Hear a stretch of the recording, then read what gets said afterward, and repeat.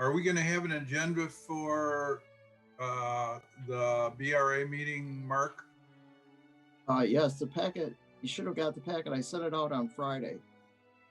Oh yeah, I just found it. Thank you. Sorry about that. That's okay. I see Chris came up with a typical excuse for skipping a meeting. A baby changes everything, as the song goes.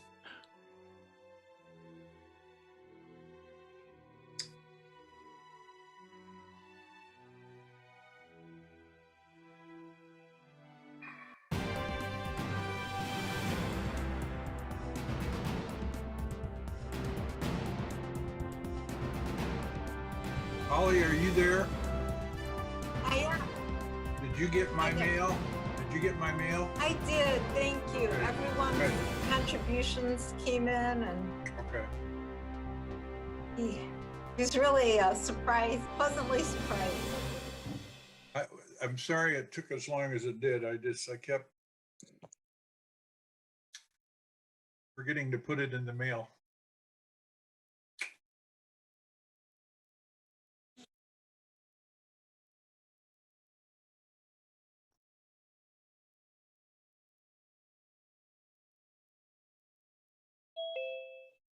How long does she have to hold a check before she can deposit it, David?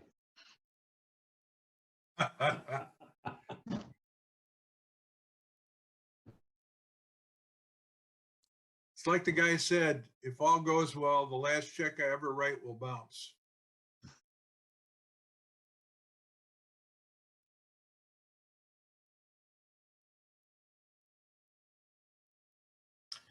Meeting is currently live on home TV, and I will point out that you have one of the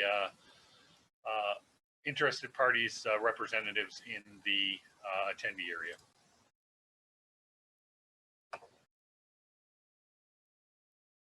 That would be Mr. Cooksey.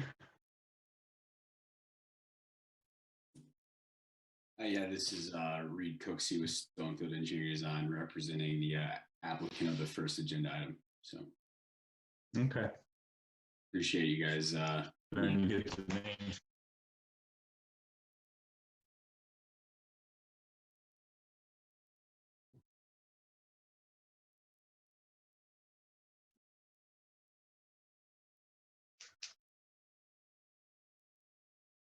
Steve, are you going to shut us off and turn us back?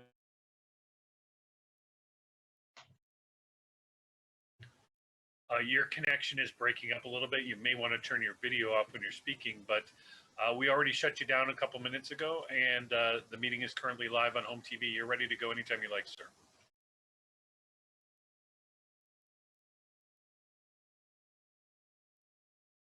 Call the meeting of the,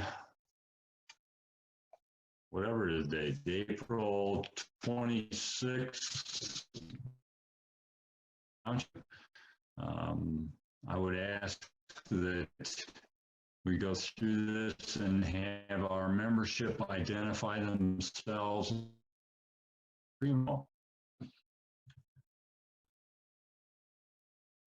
Peter, we're losing you, bud.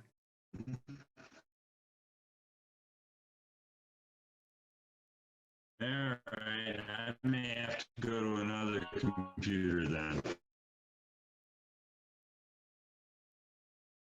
That would be good.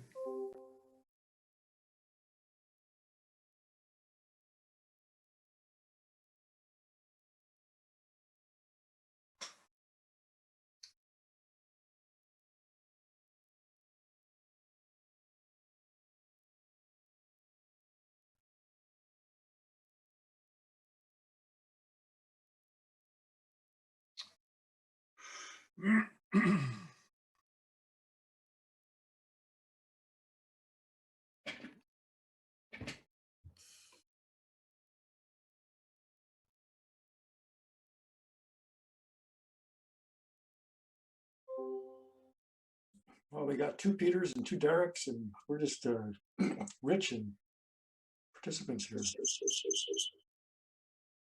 Okay. Uh-oh.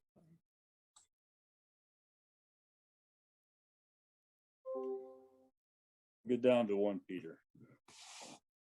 Apparently I have to do this on my iPad. Again, welcome to the April 26th meeting of the Planning Commission for Meridian Township. And ask that all of our members identify themselves and where they are for the purpose of this remote meeting. And I'll start with Mr. Primo. David Primo. I'm sitting in my rec room In Okemos, I assume. Okemos, Michigan. 3884 Pine Knoll Drive, Okemos. Thank you. Ms. Cordell. I'm at my home in Meridian Township, and now we know whose house to TP. Ms. Shrewsbury. I'm Shrewsbury. I'm participating remotely from Michigan. Mr. Bloomer. Good evening, Mark Bloomer from my home in Meridian Township. And Mr. McConnell. Greetings from my home in Meridian Township. Mr. Richards. Good evening from my home in Meridian Township. And let's see, we've got Ms. Snyder. Hello, Christina Snyder here, participating from my home in Hazlet, Michigan. And I'm Peter Trezise. I'm participating from my home in Okemos. Have I hit all of our board members? Anybody I miss? Okay. I'm gonna get my agenda back up here. Did you get Commissioner Richards? I did. Okay. I'd like to compliment the chair on his technological dexterity. Wait a minute.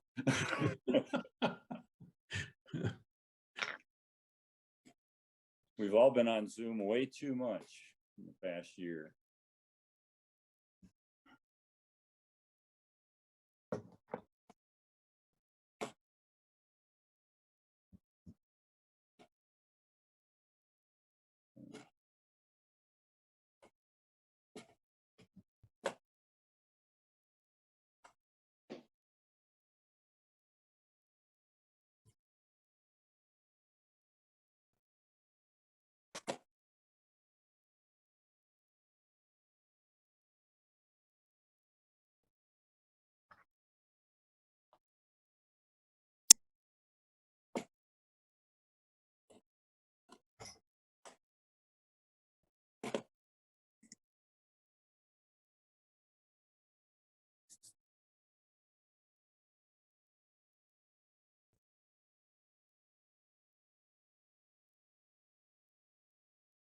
I have possibly the slowest computer in Meridian Township. And it's attempting to load the agenda for tonight. I do know that we will have 4 opportunities for public comment. The initial one will be up first, and we will allow participants to speak on any subject for up to 3 minutes. We ask that you identify yourself and your address, and keep your address to 3 minutes. There will be 2 public meetings tonight, and which will have public comment available for those particular subjects at the time we have the hearings. And finally, we have one session at the end of the meeting for open public comments again. So do we have anybody that's indicating a desire for public comment?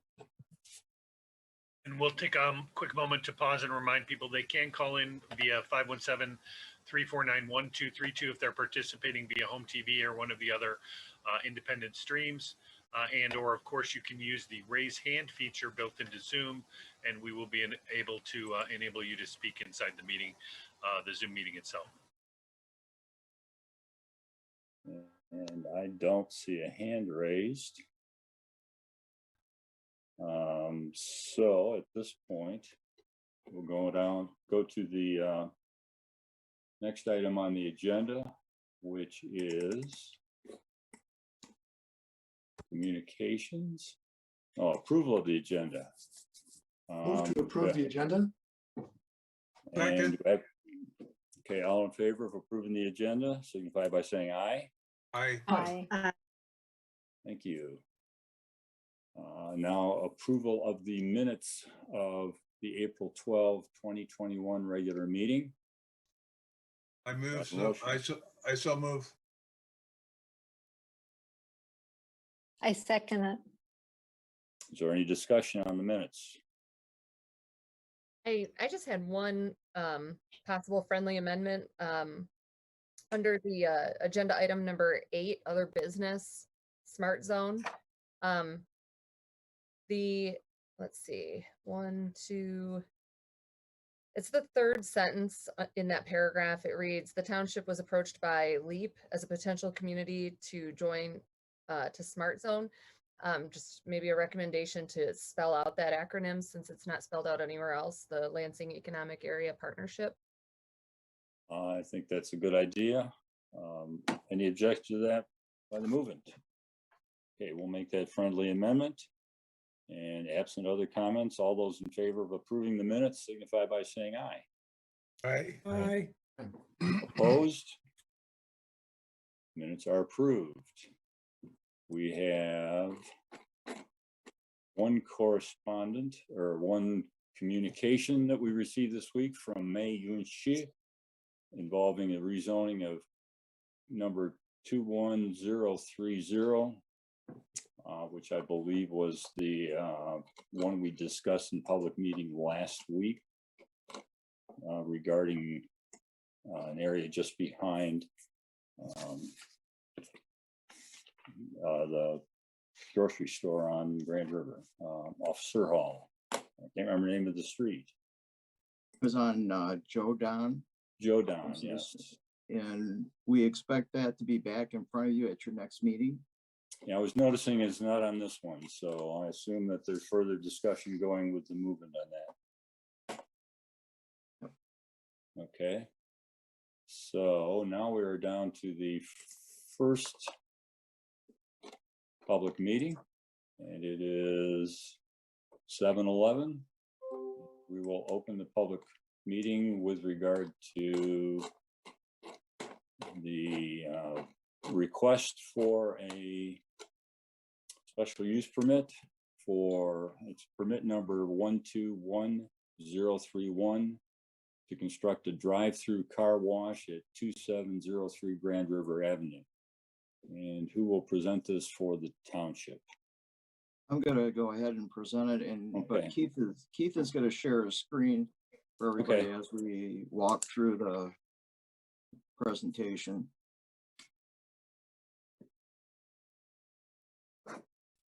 As was mentioned, this is a special use permit request. The number is 21031, and the site location is 2703 Grand River Avenue. And the request is to construct a car wash. Just to walk through the process for tonight again, for those that are watching this, under the meeting packet tab in the township webpage currently is the packet material for this rezoning request. And after tonight, it will be moved to the Planning Commission site on our webpage. The format for the public hearing is staff will give a summary and presentation of this request. Then we go to the applicant to make their presentation. Then public comments, 3 minutes per person. And then the Planning Commission will discuss it. And if they have any questions for the applicant, they can ask them at that time. And again, as was mentioned, public comments on this can also be made at the end of the Planning Commission meeting. And then the special use permit process for this, again, the applications are filed with the Department of Community Planning and Development. We follow the Michigan Planning Enabling Act, which is also adopted in our zoning ordinance. So for special use permits, we have to give a public notice 15 days prior to the hearing. They go to all property owners within 300 feet. We also put a legal notice in the newspaper, and there is a sign posted on the site, giving the information regarding the special use permit and who they can contact if they have questions regarding that. Tonight's public hearing, April 26th, and then the next meeting of the Planning Commission is May 10th. After the public hearing, you can either have a decision that you want it back on for action or continue with discussion. This next one is the site location. It's outlined in the red. It's at the southeast corner of Grand River Avenue. As you can see, Grand River is along the northern boundary of the site, running east and west, and then Dawn Avenue is along the western boundary of the site, running north-south. This site is not quite 9/10 of an acre in area. I will mention right now that it does have 196.5 feet of frontage on Grand River and 253.3 feet of frontage on Dawn Avenue. The proposal is to remove the existing building that's on there. As some people know, it's was Paul Revere's Tavern. It's set there for quite a while now as vacant. It's a little bit over 2,800 square feet. That would be removed, and a new car wash of 3,300 square feet would be built. The zoning on the property is C2 commercial, and a drive-through car wash is something allowed by special use permit, subject to Planning Commission's approval. The master plan from 2017 future land use map. The area is shown in the pink color. That's commercial, and you can see east and west and north of it is that same designation, and then the darker purple color is business technology. So this is consistent with the use of the property with the master plan. Zoning on the property is C2, as I mentioned. Again, the areas outlined in red. You can see everything to the north side of Grand River, and then along the south along Grand River is zone C2, and then the area directly to the south of the site along Dawn Avenue is zoned industrial. Again, from the township street map, Grand River Avenue is classified as a primary arterial. In this location, it's 4 lanes with a center turn lane. The Dawn Avenue is classified as a collector street, and it's a paved 2-lane road. One thing I want to correct in the staff report, it said it had curb and gutter. It does have curb and gutter at the driveway entrances, but the entire street is not curbed and guttered. As part of this, the applicants did provide a traffic assessment. Traffic assessments are required as part of special use permits if the project is going to generate between 50 and 90 vehicle trips during a peak hour of operation. So they've provided that. That's been in your packet. This project was at, I believe, 78 trips during the evening peak hour.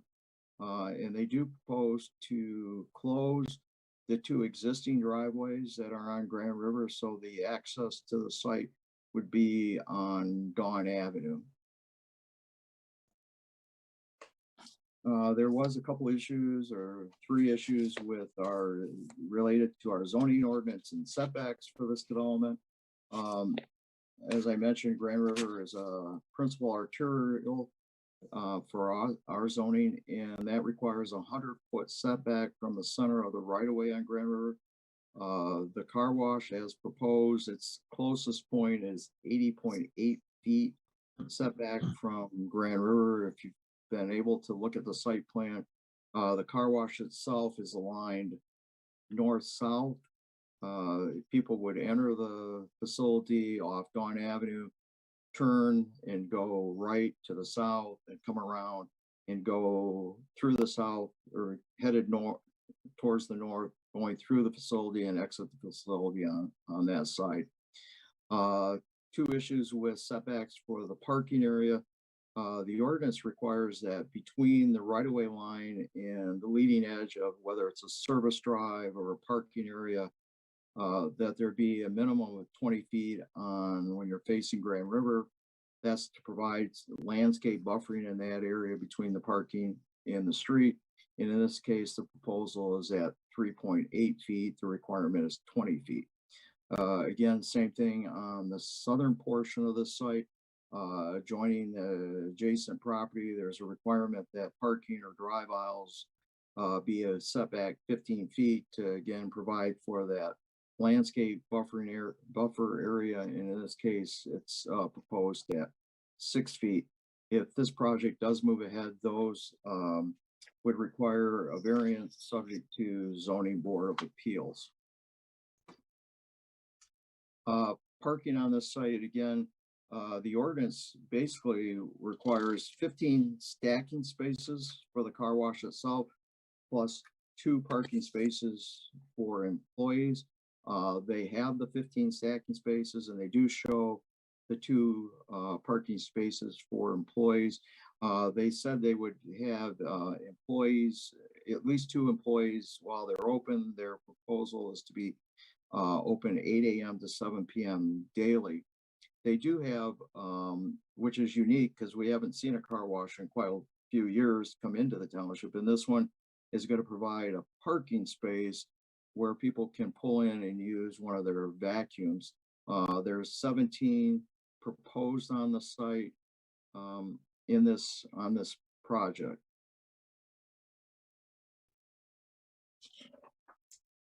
And site conditions, again, things that should be considered as you review this. The landscape plan was lacking in meeting some of our standards for landscaping.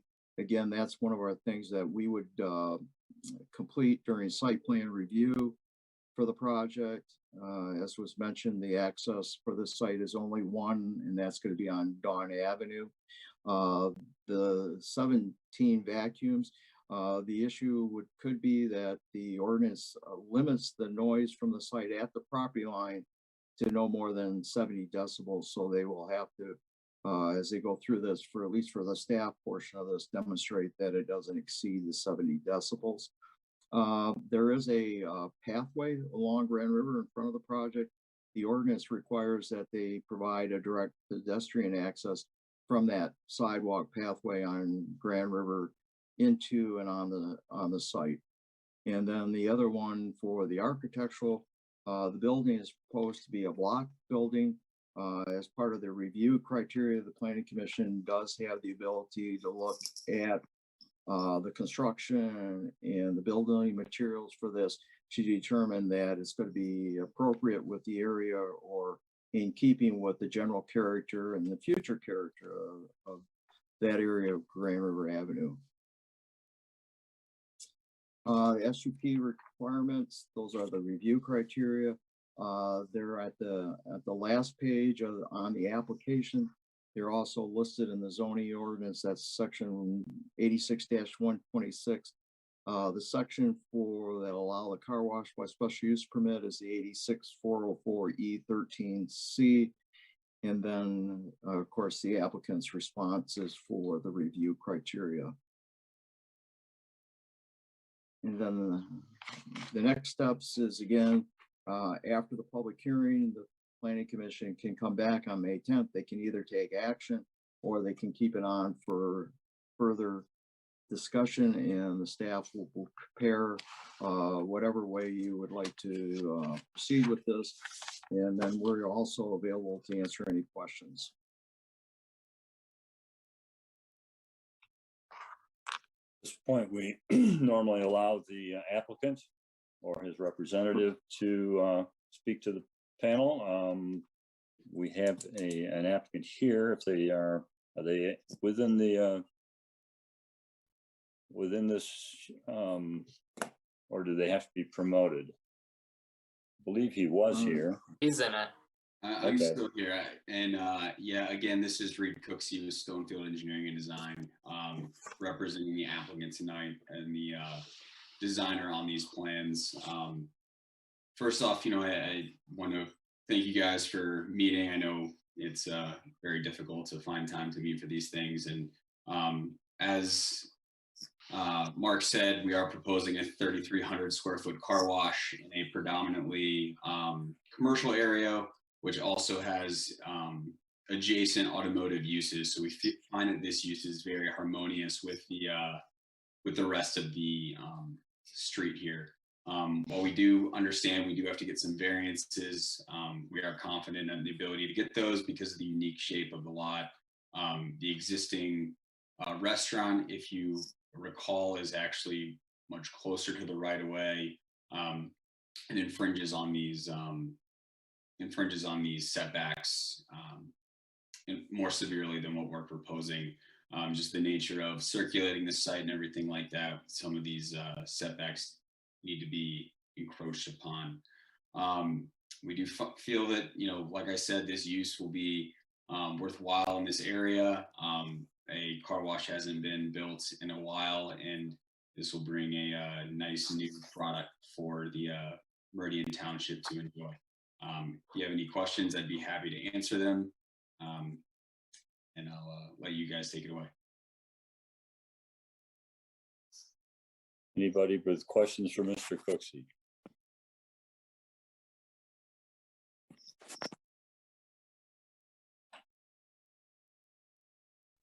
Peter, Holly's got her hand up. I'm just trying to see it. Okay, Holly? Okay. Yes, thank you. What it said that the existing building had a 80.8 foot yard setback. What is the setback for the proposed car wash? Sorry if I misspoke that, Holly. That is the proposal. So the closest edge for the building, the actual building for the car wash, is 80.8 feet from the center of the right of way. Okay, thank you. Yeah, and Holly, to kind of answer your question, the existing building is 52.3 feet from the center. So we're shifting the building back almost 30 feet from where that corner is of the existing restaurant. Okay, thank you.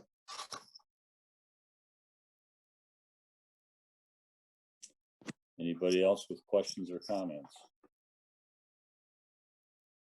I've got a question.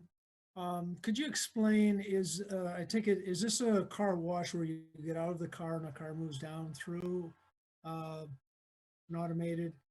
Yeah, it goes down an automated track. You go through it with the automated track, as well as one of the selling points, as Mark pointed out, is the vacuum spaces. You just use space. The operations here is going to be more predominantly tailored towards a monthly membership program.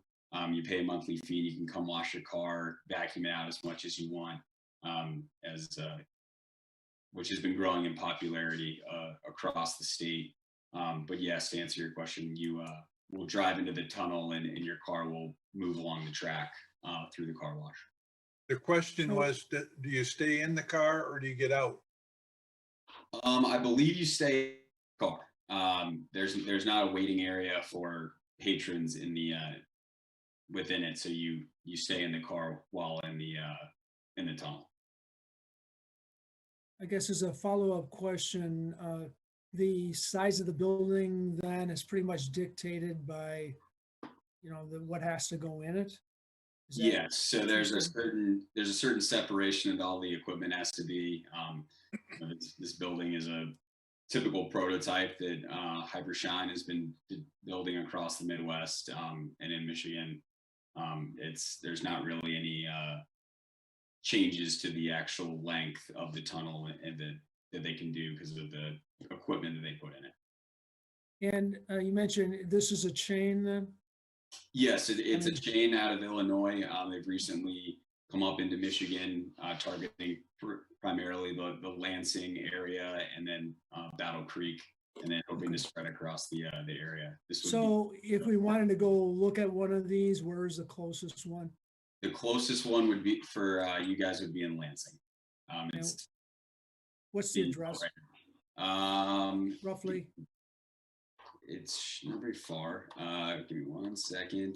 It is at 5032 South Cedar Street. Okay. In Lansing. So just up the road. And it should be almost done. It should be being completed soon.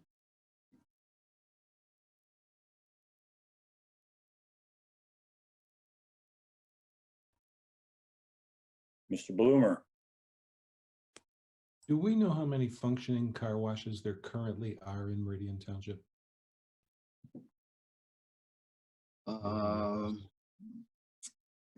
I think there's only one other one that's a drive-through that I can think of, and somebody may have to help me. I think there's one that one is on Grand River, further to the east, and it's east of Marsh Road on the north side, and then there's one self-serve one down on Jolly Road on the north side.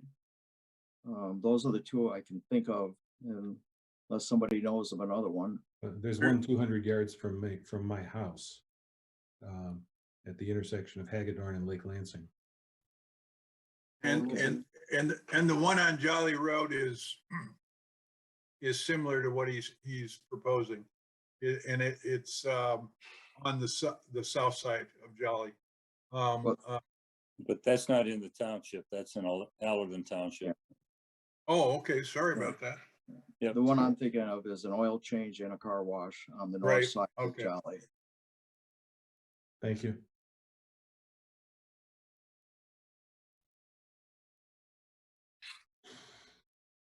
Mr. McConnell. Yeah, thanks. I've got several questions, and I'm not sure which are for staff and which are for the applicant. In the staff report, there's a mention of 17 vacuum stations or 18 vacuum stations. It looks like the plan shows 17. But staff report also mentions a restriction on vacuum equipment in the front yard, but then describes that there's 17 vacuums in the front yard. And I didn't understand if that's considered. Yeah. Have I got that right, that doesn't meet that? Well, there's one thing we first on the number, and we'll have to verify with the applicant. They have 17 spaces proposed, but when you count the number of vacuums shown on the site plan, it comes out to 18. So I think they may have had an extra one in there. In the criteria for looking at a car wash, in addition to your special use permit criteria, they talk about self-service car washes where the vacuum can't be in the front yard. And the zoning ordinance does make a distinction, and it defines self-serve as the customer serving themselves as compared to what they call an automatic car wash. What this would be where the owner or the facility provides the service to a customer. Okay, thanks. I don't feel like they're going to have a big trouble with the noise problem, because this is already almost an industrial area with industrial and near industrial uses nearby. Maybe for the applicant, I was looking at the circulation plan, and if I understand right, the customer who wants to put their car through the tunnel will be directed to the southernmost lane, and their car will be pulled through there. And when they come out the other end, if they choose to go to the vacuums and they pull into that lot in between the building and Dawn Avenue and do their vacuuming and then go back out the way they came. And we were talking earlier about a similar site down in Allerton Township on Jolly, and that one has the angled parking, so you pull all the way through the vacuums rather than having 17 cars backing up and trying to. It feels a little bit, and I see that both the drives in the vacuum area are two-way. So someone could start with a vacuuming and then pull back into the stream to go through the wash. Can you help me understand that circulation pattern better? Yeah, so the lane meets the ordinance for two-way traffic, and that's because, like you said, you can either pull into the vacuum spaces coming south to north, or you can go through the car wash and then drive south into the vacuums from there.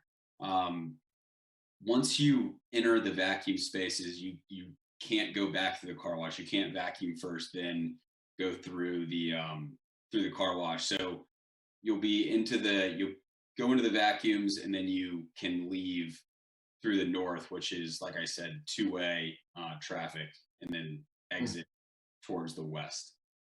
Okay, I must have misread the plan. I thought that the exit, you could exit to the south from the vacuum. That may be that there may have been an incorrect mark, but no, you can either enter the vacuums and then leave, or you can go through the car wash and then go into the vacuums. And this is because, like I said, we have the monthly memberships are a big portion of the business here. There are a lot of people that want to come and maybe do a quick vacuum. There's no time limit on the vacuums, things like that. So, people will come through, go through the gates. They have membership pass, things like that, and come in for a quick vacuum and leave, or a wash and then a vacuum. So, okay, thanks. Could I have one more, Mr. Chair? Sure. Yeah, I do have some question about vehicle traffic in the traffic report, but maybe we can talk about that later with the other application, because I'm just trying to get my head around how those numbers are counted. In this case, closing the driveways that go on to Grand River, I think is a great thing for this property. Anything that cuts down on the number of places where vehicles are entering and leaving Grand River M43 is a good thing in my view. So I like the fact that that traffic is directed onto Dawn Avenue. I have two specific concerns though. One is the site distance at that exit from Dawn Avenue back onto M43. In my experience, most drivers exiting Dawn Avenue to M43 pull right across up to the almost the travel lanes in order to be able to see far enough up and down Grand River to pull onto it. And that ends up blocking the crosswalk. So I'm sure that there's a point where staff review looks at those site distances and makes sure that that's not an issue. Are you talking about the site distance once you're on Dawn Ave to East Grand River? Yeah, when you're trying to exit Dawn Ave at the T intersection, yeah, back into Grand River. I do understand your concern there. Unfortunately, we don't really have control over the site distance on Grand River, as it's two public roads. Our site distance would just be onto Dawn Ave, which is satisfactory from our site. We should be making it better by closing the entrances onto Grand River, so there won't be any cars sitting there blocking the view shed there. But the actual site distance on Dawn Ave to Grand River, there's not much we can do there, unfortunately. Well, by removing the existing building, you improve that a lot already, because that's one of the main sort of visual obstacles. The other piece, with closing those sidewalks, I see the sidewalk will be replaced where normally where those drives currently go across the sidewalk. Yes. And I was going to point out that section of pathway is right behind the curb. Yes. And there's only a couple of spots on M43 where our township pathways are right behind the curb. There's one at the cemetery down on the other side of the railroad tracks, and there's two right in this little section. And that's really a challenge for the township snow clearing crews to keep that clear with the big MDOT trucks coming through. And you always hope in a project like this that when you're doing a revision of the site, that pathway can be pulled back a little bit. And it looks like there's a lot of green space on that frontage of Grand River. So if there's any consideration that can be given to improving the quality of that pathway, that would be greatly appreciated. Thanks. That's something we can look at. Unfortunately, to where the sidewalk starts on our property, which is up against the road, and where it ends, which is also almost up against the road, as well as the utility poles. But that is something we can look at in the site plan review stage of this. Thank you. Ms. Cordell. Yeah, thank you. I guess I had a concern. I noticed in the staff report towards the bottom of page 5, if it had been a self-serve car wash, then you wouldn't have the vacuum cleaners out in the front yard. But as we were talking about how the site would work, and I was flipping through my packet, could we show the site plan for this? Yeah, I can share my screen if that's allowed, or if you have it. Thank you. Yep.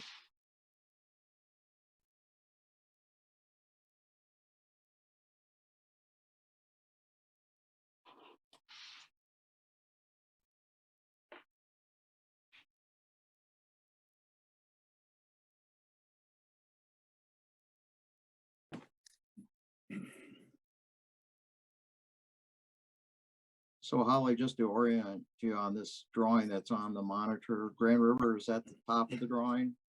And Dawn would be on the left-hand side, or the left, that's the, you see the entrance with the two arrows there, and then the building is in the darker gray shading. Do we know what the vacuum cleaners would look like?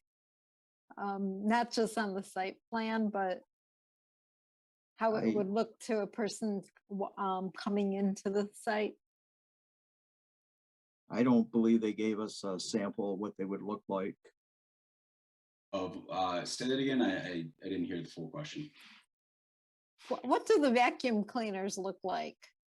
They're on like a large arched pole. They have tubing that goes into that goes underground into the actual facility itself. There's not a large vacuum housing unit for each one. It's just more of a tube that comes out of the ground on a large pole. They're fairly sleek looking, kind of like this large arched pole that has the vacuum hose on it.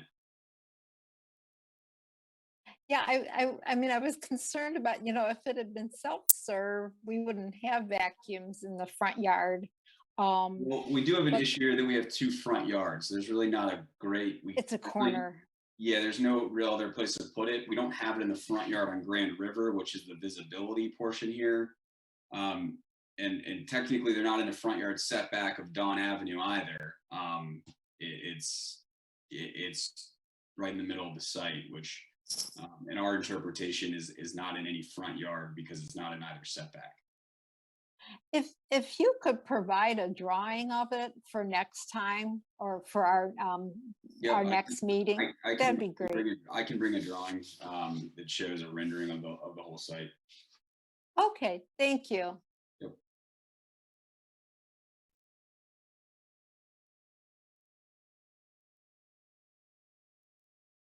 Anybody else?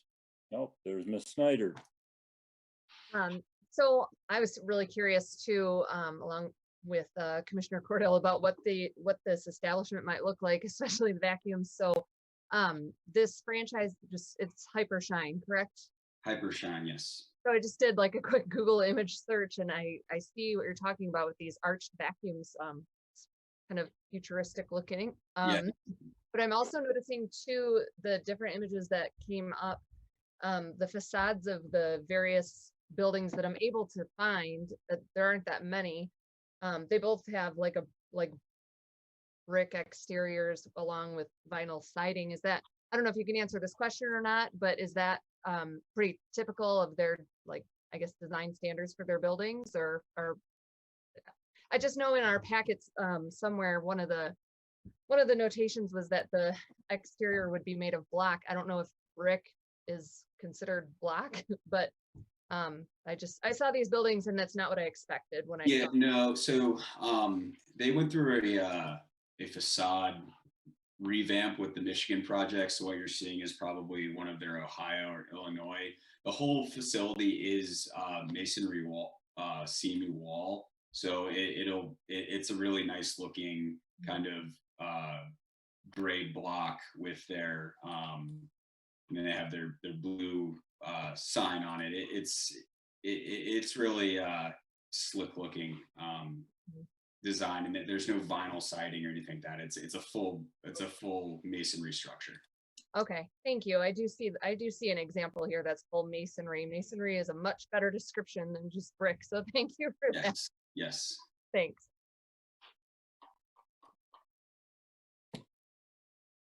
Anybody else?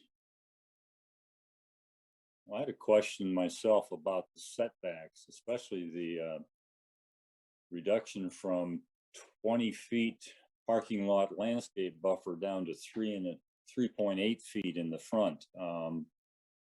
Is that of concern from a pedestrian protection standpoint, or I assume it allows better viewing down Grand River as you're pulling out of Dawn, but it just seems like a rather severe request for variance.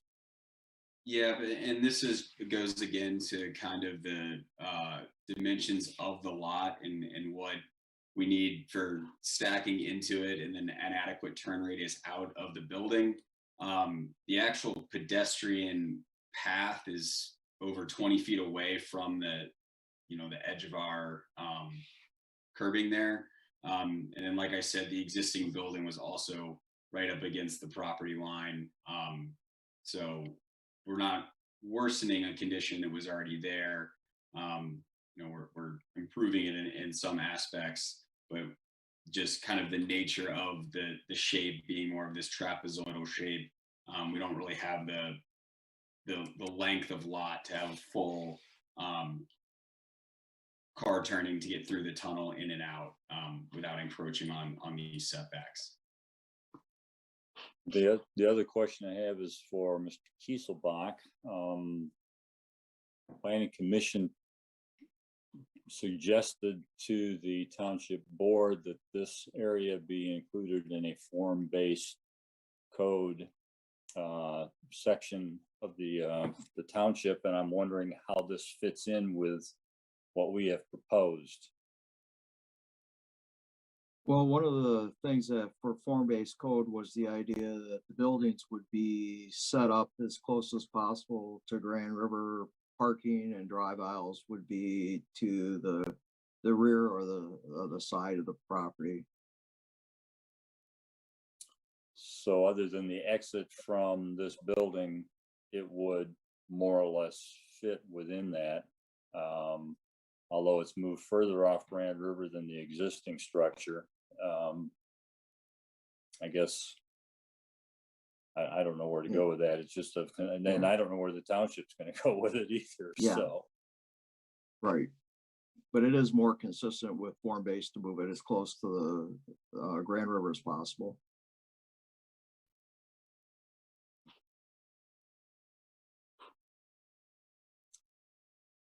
Ms. Cordell, your hand is still up. Do you have something more to say?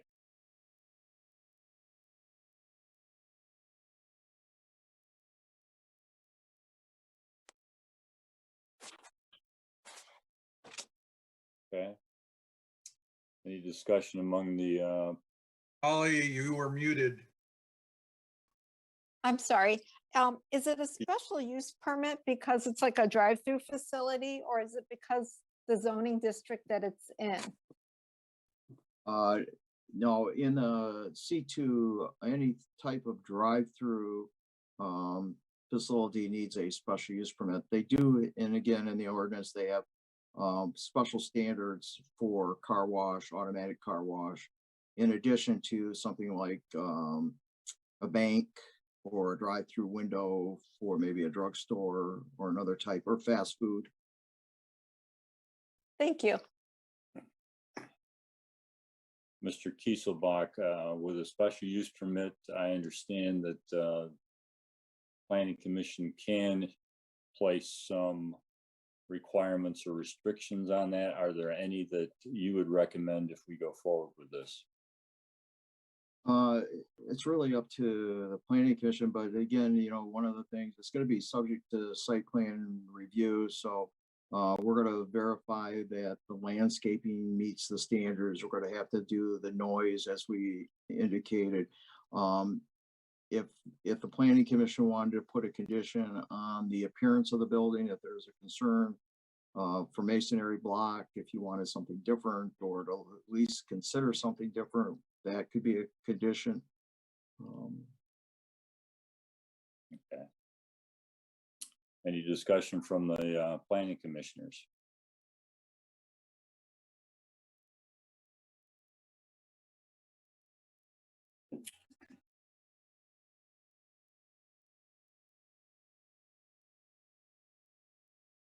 Mr. Richards, are you speaking Yes. or? No, yeah, waiting for the chair to acknowledge me. Well, you didn't put your hand up. I just saw your face. Okay. So I take it now we're talking, where we are in terms of whether we support this or not, or a question. Yes. So I think this is a project that has some very good things, as already been mentioned, that there's 2 curb cuts that would be eliminated, which, boy, I don't think we've seen a project on Grand River that reduced 2 curb cuts. Most of the time, those who develop the site want to keep all the curb cuts. So I think that's a real positive. I think too, there's a challenge on this site. It's already been mentioned. It's kind of shoehorned. The site is in there. So, it's probably limited in terms of what can go in there. I'm a little, have some concerns about the, also the hoses, vacuum hoses. I guess maybe this is impossible, but it'd be nice to see something retractable. Having used car washes locally, they can, those hoses can be laying, if there's 17 of them, which to me really sounds like an overkill. And again, I'm not in the car wash business, but even those that are in the area don't have that many of these.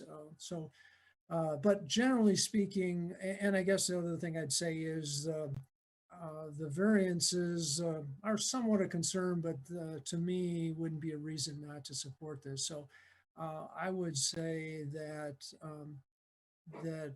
assuming that we're not going to see block, but we're going to see maybe a block construction with a masonry finish, so it doesn't look like block, and it is all a solid material. With all of that being said, I can support this project as approving the special use permit. Gary, block is masonry. Yeah, but the way it was explained to me, you can tell me if I'm wrong, Mr. Cooksey, but was that it was going to be a finished block, or is it going to be? I mean, I've seen blocks that are sort of, my idea of a cinder block is a flat surface, 18 inches or whatever they are. And then there's all kinds of different kinds of blocks where they're cut or they're, so I would really be interested to see exactly what the outside of the building, how that's going to look. I mean, that's going to affect whether I support this or not. But I'm making the assumption that it's not just a plain cinder block construction with a coat of paint over it. That is correct. It's not your typical cinder block, which would be used for a foundation or a subgrade. It's a nicer material, nicer quality masonry block that will have some texture and paint to it. It's not going to be flat. And within the after this special land use approval, once we come back for site plan approval, I'll be sure to bring in some photos of that, as well as a rendering, so everyone can kind of understand what these vacuums look like and kind of, the kind of upscale nature that this facility will be.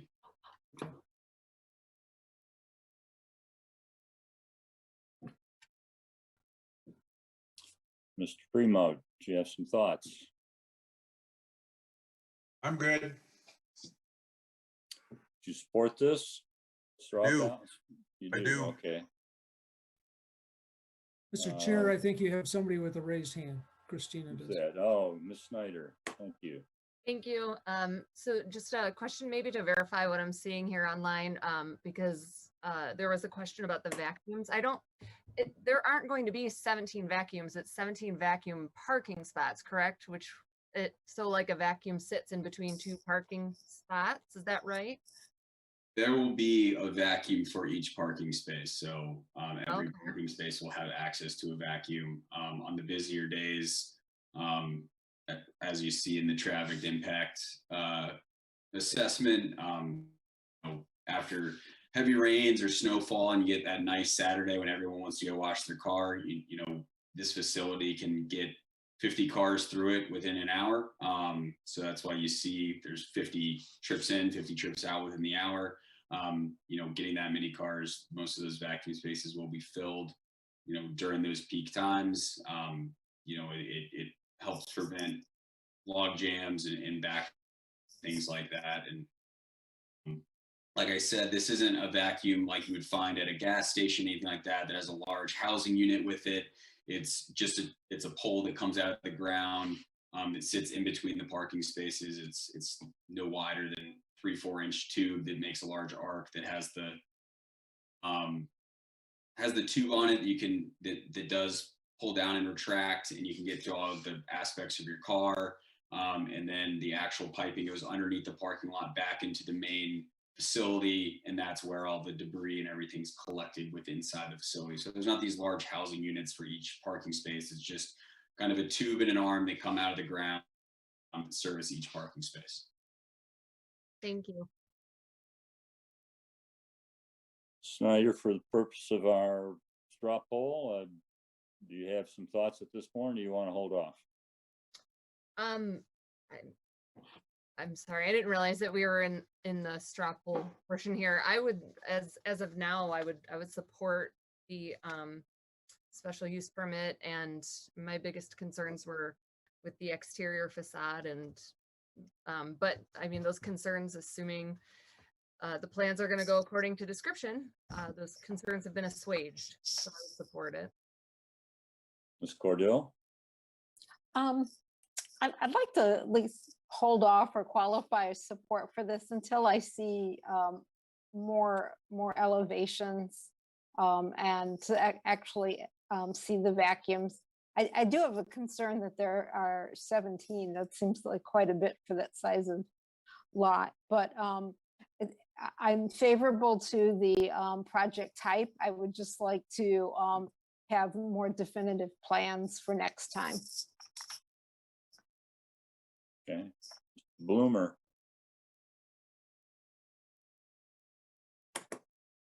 As an MSU college student of the late 60s, I miss Paul Revere's. It isn't coming back, Mark. No, it's not. So I guess the next best, I do not object to the plan as offered. My primary concern is that car washes are inherently very noisy facilities. And my concern is the noise level that'll be presented. But aside from that, I don't really object to this project.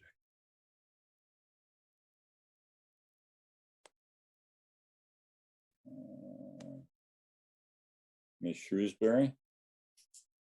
At this point, I thank you to everyone else who asked questions that helped me understand it better. There were some of the same questions I had, and at this point, I'm supportive.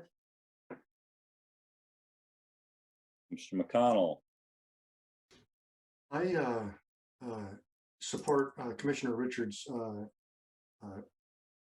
support for the project, and as much as losing those curb cuts, I think is a great thing. And I would be even happier if that pathway somehow, as a result of this project or the site plan, whatever, MDOT, whomever, can actually get that piece of pathway up to standard. I'm a little confused about how the circulation is going to work on the site, but that's if it's worked out. There are two garage doors on the north side of the building, and I take it one of them is for servicing some of the equipment. I'm not sure how those service vehicles get in and out, but maybe that's a site plan review question. So seeing the redevelopment on that corner with something that improves the situation is a good thing. Yeah, Mr. McConnell, you are correct. The two garage doors, that's for servicing the tanks that are in the inside the facility. So that's just for access to clean those out and do whatever needs to be done there. There's only one tunnel for actual cars being washed. Well, I would also support this, but I would ask if Mr. Kieselbach has enough feel for where the board was going as far as the exterior to put in a restriction on this to the type of exterior, some sort of a finished brick or finished masonry as opposed to the cinder block that we could put into a resolution if we bring it back? Yes, we can work on something for the planning commission. Okay. That being said, I would say that we should schedule this back at the next meeting for approval. We should tell the public that the straw vote is not binding and the planning commission members can change their vote prior to that meeting or at that meeting, which becomes the final action of the commission. So with that, I would close this public hearing at 7:58 p.m.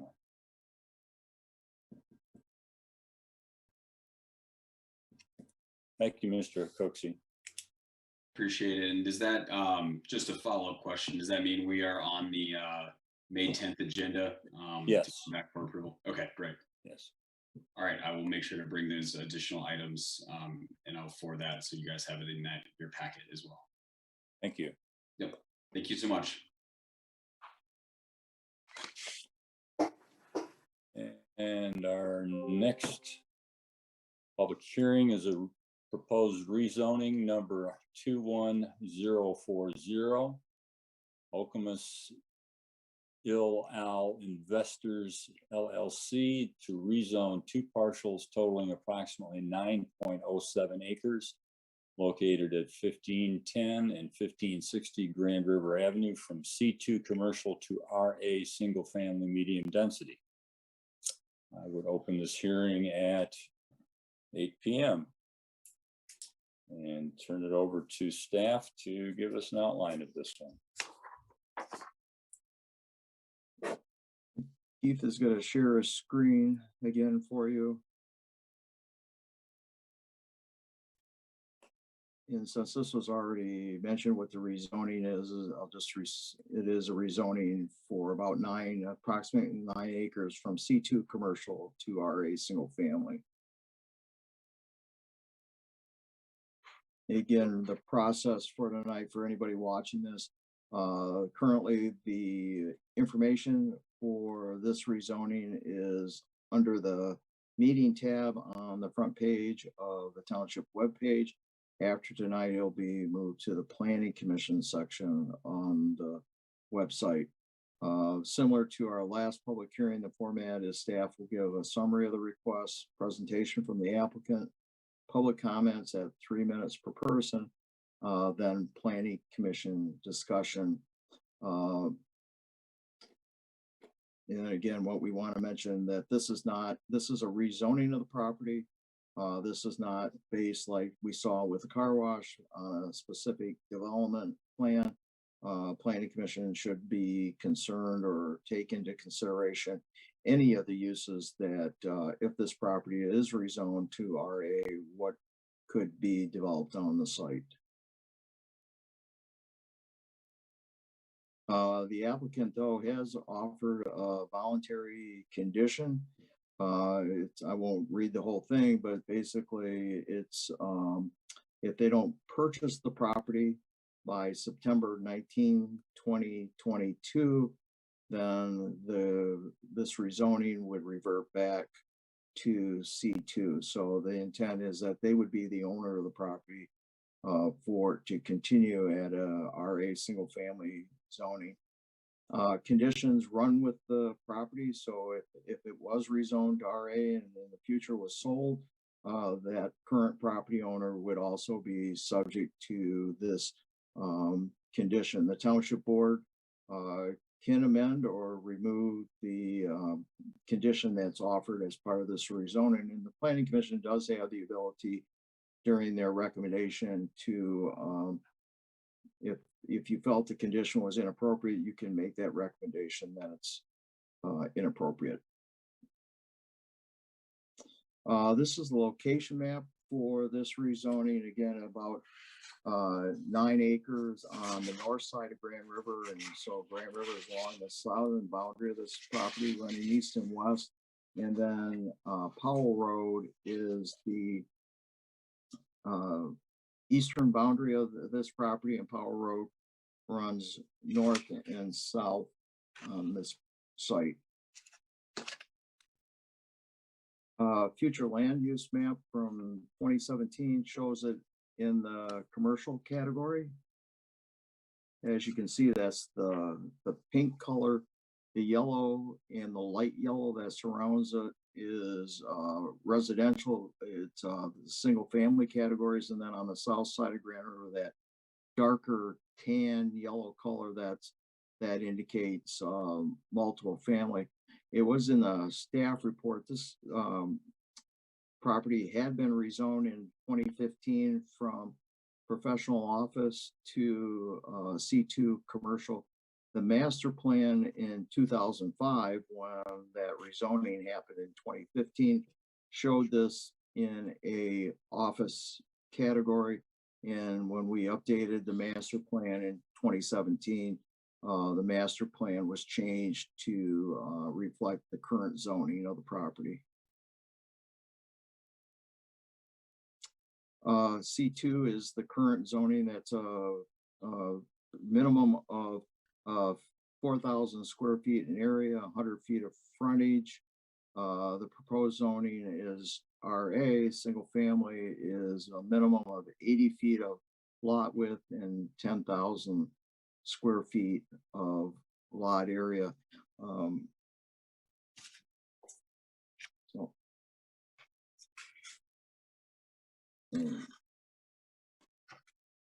And there's the zoning map. You'll see this, the C2 zoning in the area. It's on this property, and it also goes east across from Powell. Directly to the west of the site is professional office zoning. You have RA zoning directly. That's a single family. That's consistent with what they're requesting. And then further north, if you remember where the RD is, that was the rezoning that happened earlier this year. That was what was known as the Grand Reserve Project. And that was rezoned from RA to RD. And then across directly to the south, you have RC at multiple family. That's 14 units per acre. There are 2 wetlands on the property. Those were identified over the period of time, and most recently in 2019, when there was a development project proposed for the site. In fact, a wetland use permit was issued for that development, and at that time it was for a car dealership. As mentioned, both of these wetlands, wetland A is in the northeast portion of the site. Wetland B is in the northwest portion of the site. Even though those property or the wetlands are relatively small, they're all within 500 feet of a drain. That means that they are regulated not only by the township, but they are regulated by Eagle. And this is the map you can see of the wetlands. Again, those were more recently delineated for the location because they needed a wetland use permit. And then you can see the location is the Unruh drain to the north and to the west, and then the Daniels drain to the east and to the south.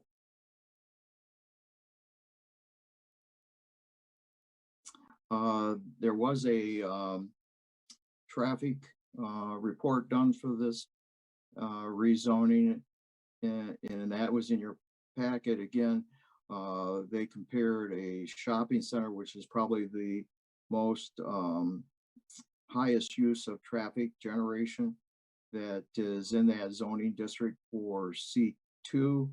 The senior living, as was indicated in the application, the applicant wants to do what we call a senior living community, which would be a combination of not only independent living, but assisted living. And then there could be a component of some type of memory care or other convalescent type care for people that live there.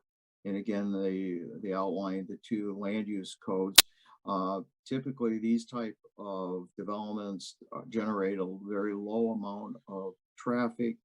The one thing that was used in the study is they used adjacent street, that's not something that we would consider using as part of a traffic analysis. We would look at the street in which we're talking about is Grand River Avenue. So what is the potential for peak hour, whether it's AM or PM, from that access on Grand River Avenue.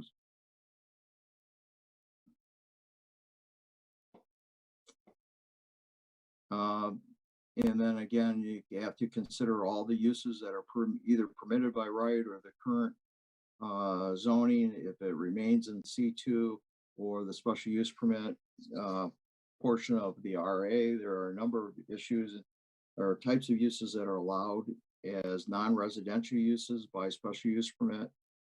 Churches, daycare center, the senior living community is something that is currently allowed by special use permit in the RA zoning district.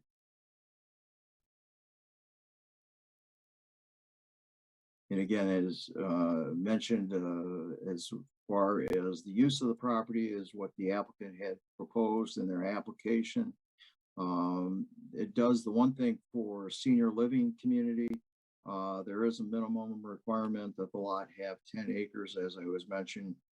This is just a little over 9 acres. And again, they offered a condition that if they did not purchase the property, that it would revert back to C2.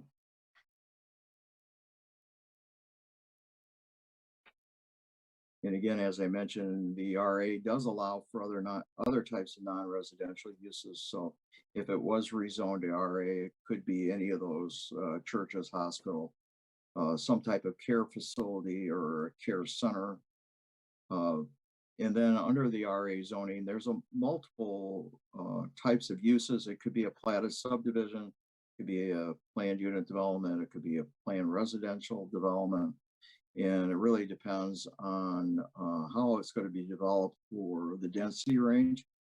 Because this is 9 acres if they just divided the property for what we call meets and bounds, so for a single family home to be built on it, the most they could do, because it's less than 10 acres, is only 4 parcels.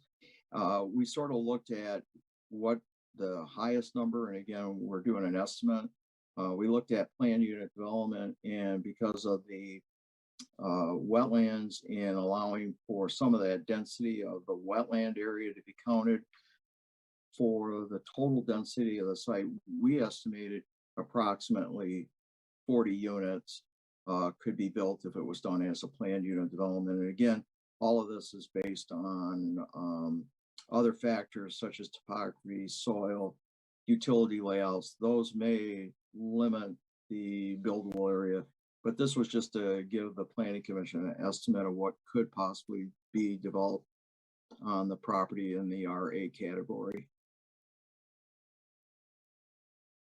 And then again, the Planning Commission, this is a public hearing tonight. You can move forward and make a recommendation if you choose at your next meeting. If you have other items that you want either staff or the applicant to bring back to you, you can leave it on for discussion. There's no specific time frame there where the Planning Commission has to act on this project at your next meeting. Again, because of the rezoning, we don't send out additional notices after this public hearing. Anybody can contact staff if they want an update of where this is in the process, and we're available to answer any questions if you have them.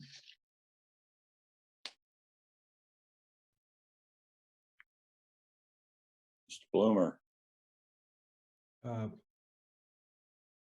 I have a question about the legality of a conditional rezoning.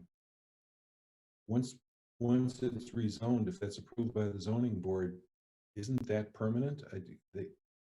Can they just wish it to go back? Well, as a condition that goes with the property, they're offering a condition with a time frame on it. Basically, if they don't complete the purchase of it, then it would revert back to C2.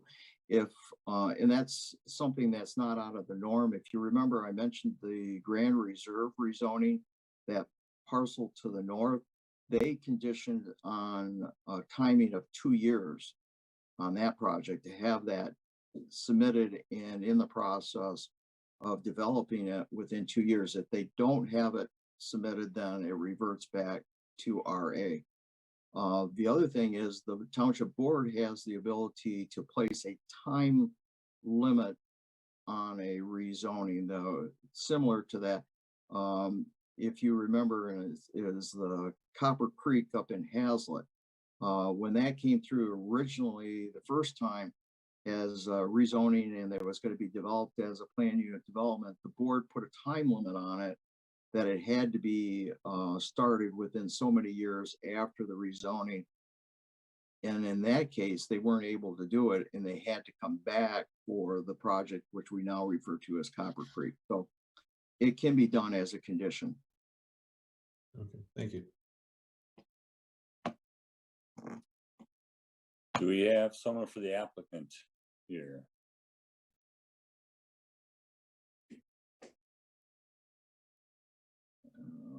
Hi, good evening.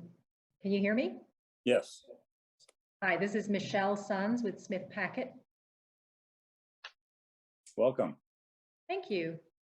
Glad to be here. What can you tell me about your rezoning request? I wondered, would it be okay to share my screen? Is that permitted? It is, if Steve can set it up. You are all set to go. Okay. Thank you.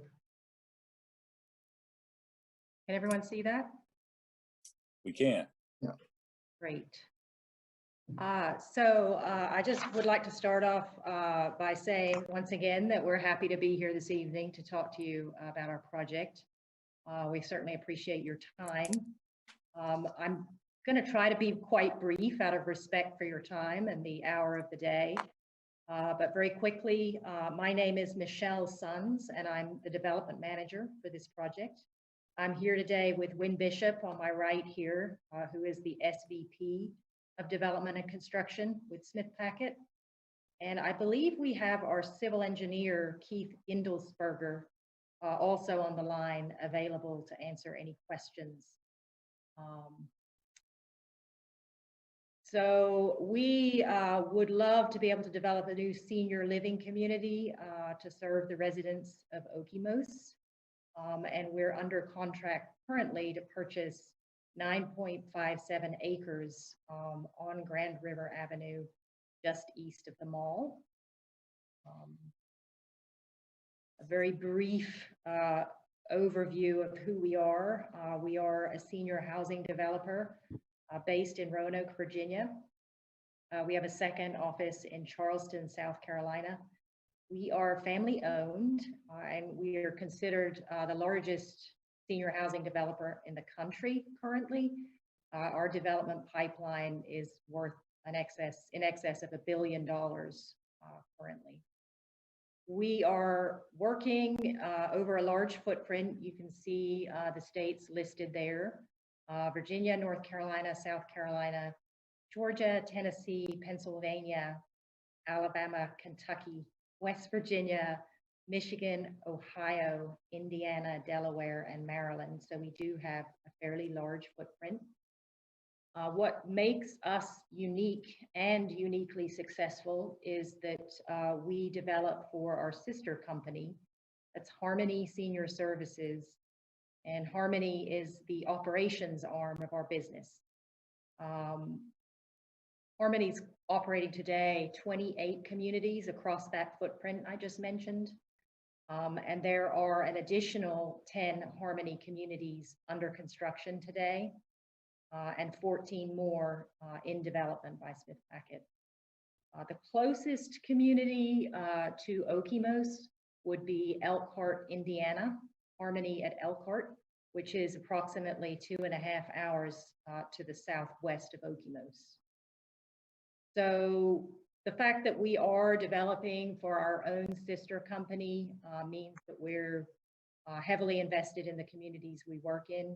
and we're interested in developing a long-term relationship with those communities. So that's a very quick overview of who we are. In terms of why we would like to come to Okemos, we have analysts that work to identify unmet demands in markets across the US.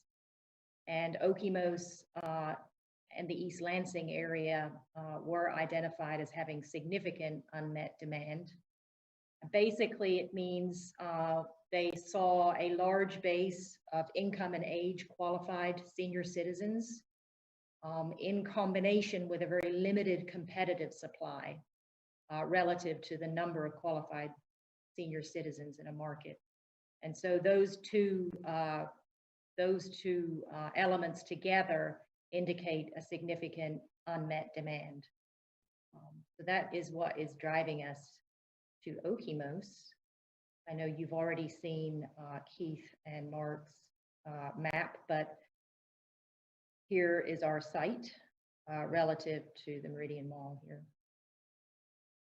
We were in town recently and took a few shots of this open, previously graded site here. And we're here today to talk to you about the path forward from here relative to a rezoning. It is currently zoned C2. We were fortunate to meet with township staff a number of weeks ago, and we had a nice discussion about the possibilities here. And actually, the staff recommended the RA zone as our target for the rezoning, since the residential zone permits the senior living community use. RA would be contiguous with RA zone to the north in the community named Grand Reserve, I believe, directly north of our site. It would be a down zoning in essence, hence the offer of it being a conditional rezone. Certainly we don't, want to burden the land with a down zoning in the event something happened and we didn't close. But it is essentially a down zoning from commercial to residential. We are aware of the wetlands on the main parcels there. I think it's 1.5 acres of wetlands. And we do plan to avoid those wetlands, stay out of the buffers. We feel we can accommodate what we need on the site and still avoid those wetlands. I did hear Mark mention the requirement for a minimum 10-acre site for the senior living use. And we are working with our seller to try to increase the amount we have under contract to meet that 10-acre requirement. I will say that we have 9.57 currently under contract. Half an acre of that 9.57 total is actually located east of Powell. And so we're seeking to increase that small parcel on the east side of Powell to essentially a 1 acre total to meet the 10-acre minimum. But we are aware we may still have to go to ZBA regarding that minimum site acreage. One thing I did forget to mention, and I apologize for jumping here, but I did want to point out that our architects actually custom design each one of our buildings specifically to address the constraints of the site itself, but also to really fit in with any sort of regional architectural aesthetic that's prevalent in an area. We really like our buildings to look like they belong. We do not want them looking like they don't belong. So every one is unique and designed to fit in where it sits, but they are all equally beautiful. I think we have really stunning buildings.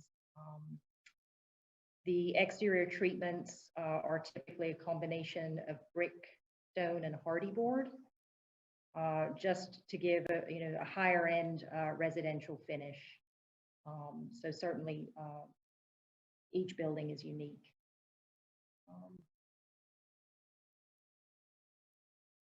I don't know if you would prefer for me to address the comments we included in our zoning application now, or to wait for questions on that.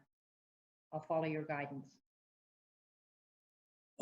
We have the application with your responses in them, but I think it'd probably be more useful for our time to turn it over to the Planning Commission members to ask you any questions they might have. So I will entertain anybody's interest at this point. Peter, you need to ask for public Oh, you're right. comments first. Yep, you're right.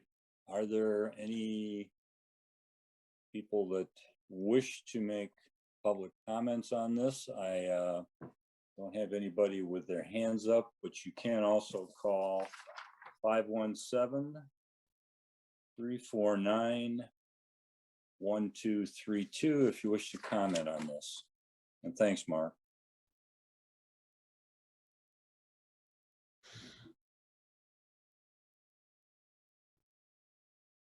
And we see no hands and we're hearing no phones ring at this time, sir. Okay, we can proceed at this point with questions. If we get some phone calls, we can come back to public comments as necessary. Is there anything from Planning Commission? I see Mr. Bloomer's hand. Am I, yeah, thank you. Question I have is, assuming that you are successfully able to complete the purchase of the property, how long do you envision it to take to complete the construction phase of this plan? Yes, this is Wynn Bishop with Smith Packet. It typically, our construction time is running longer these days, but it's typically around 20 months or so to construct the building. Thank you.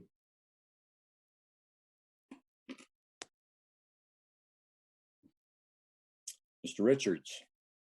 And my question has to do with the condition regarding purchase. So if your company purchases it and then resells it without developing it, it's still going to stay at the residential zoning? Or I just want to clarify in terms of, is it tied to your firm actually developing it or not? Yeah, I think it's, and Mark, you may can answer this, but it's really the way it's worded, it's tied to us closing on the purchase of the property. Okay. And if we did not purchase it, would revert back. Is that correct, Mark? Yes, that's correct. So just clarifying, then you could purchase, again, not that this is your plan, but you could purchase it and then sell it, and it would still stay residential. Is that correct? We could, just so you know, we've never done that I know of. We are singularly focused on, our footprint and what we do.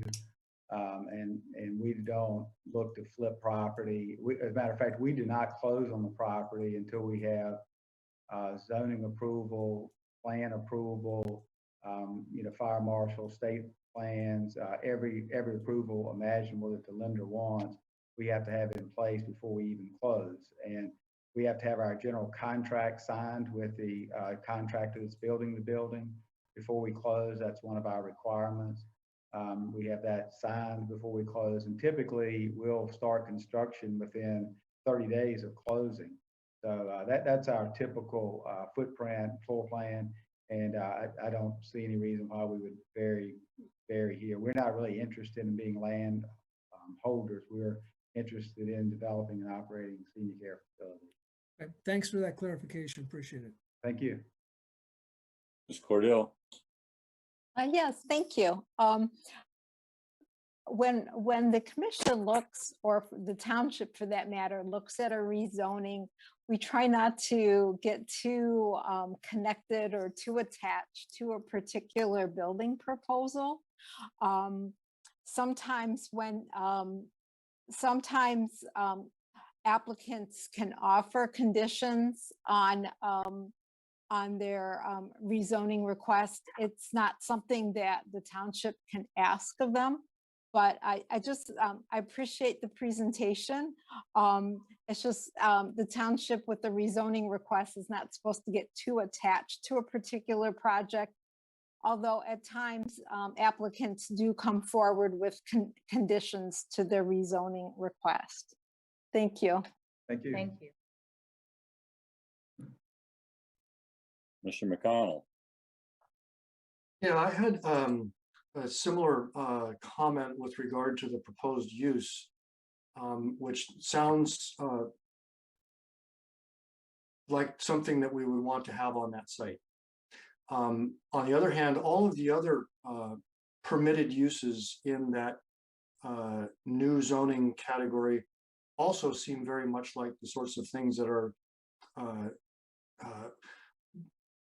going to generate less traffic and things that I think the community will find desirable.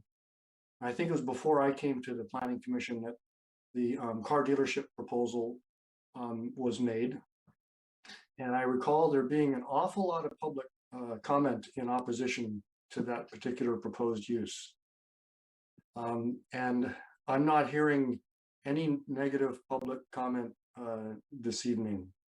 So I think that maybe says something about what folks in the township are looking to happen on that property. And this seems to fit, in my view, whether it ends up being the kind of facility that we just heard described or the other things that the township recognizes as permitted uses in that category. I do have some questions maybe for staff later, again, about traffic counts, but I don't think they're necessarily germane to this application.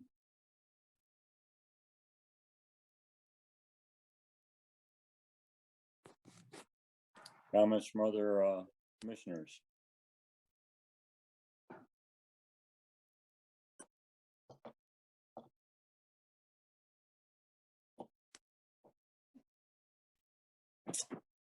I guess I will weigh in here. Oh, Ms. Shrewsbury.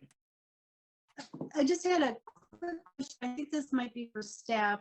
The memo says that in order to be able to build a facility of the type it sounds like they're planning, it requires a 10-acre parcel, and this isn't. So is that reconcilable, or would they have to purchase some additional property to make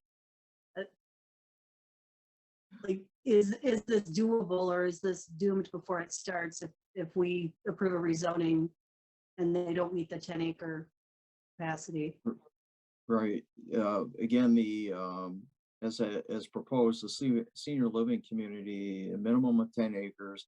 It's a use allowed in any residential zoning. So it may not be RA, it could be another single family category, it could be a multiple family category if they were able to acquire that additional property. One thing, because it's dimensional, the number of acres, they could seek a relief or a waiver from the zoning board of appeals so that they don't have to meet that minimum of 10 acres. Okay, thank you. Ms. Cordell? Yes, thank you. We have a recently adopted master plan, and it has a different land use designation. When we consider rezonings, that's a very important factor. But there are other factors to be considered, I believe, and that is trends in land use development. And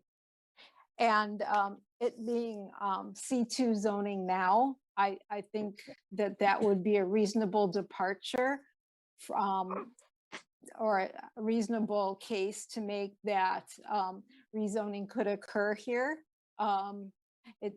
Although it is not in keeping with the future land use plan, but it does seem to tie in very well into future or current trends we have in development. If anyone else would like to chime in on that, I would appreciate it. Mr. Richards. Just as a clarification, and I know the in the past, we've had questions for the applicant and then we've had discussion. It seems like tonight we're kind of rolling the two together. Is that what, are we going to have a separate discussion after those? I thought the questions for the applicant were over, but. Okay, that's fine. Go ahead. Yeah. Okay, so my thought on the zoning, and this is that if you look to the parcels to the east and along Grand River to the north, you see commercial, recreational, and C2. And I think that, again, this is just, I guess, my thinking on it, but if this parcel gets rezoned to residential, then I think we have to be looking at those other two parcels to some sort of residential.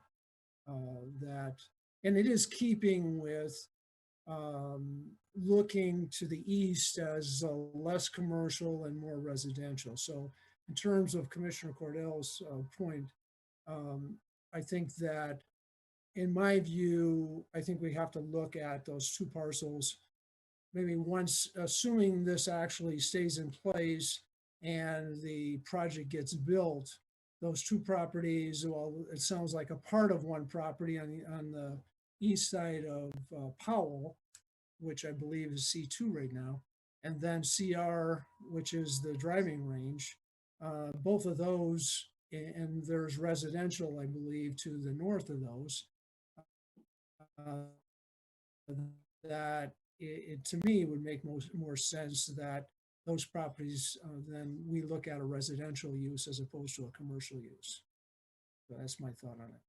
That this zoning ties to the north residential, doesn't tie to the east, but I think it really puts, at least in my view, it sort of put some pressure on those to actually be looking at that as more residential, which would mean a change in the master plan, probably. I haven't looked at it that closely, but anyway, that's my thought on it.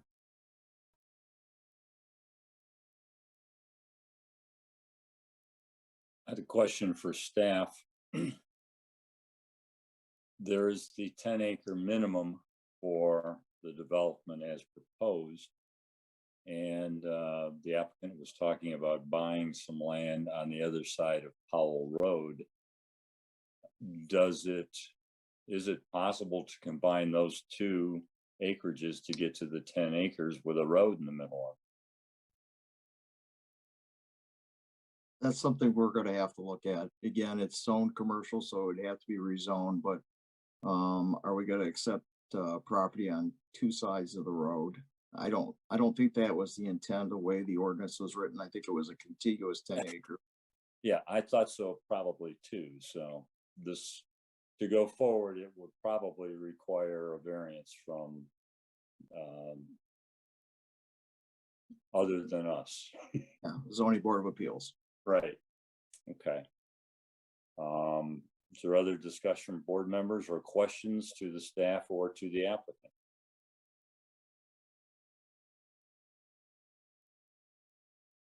Are we ready to discuss a straw ballot, a straw vote? And if so, who wants to start? Mr. Richards.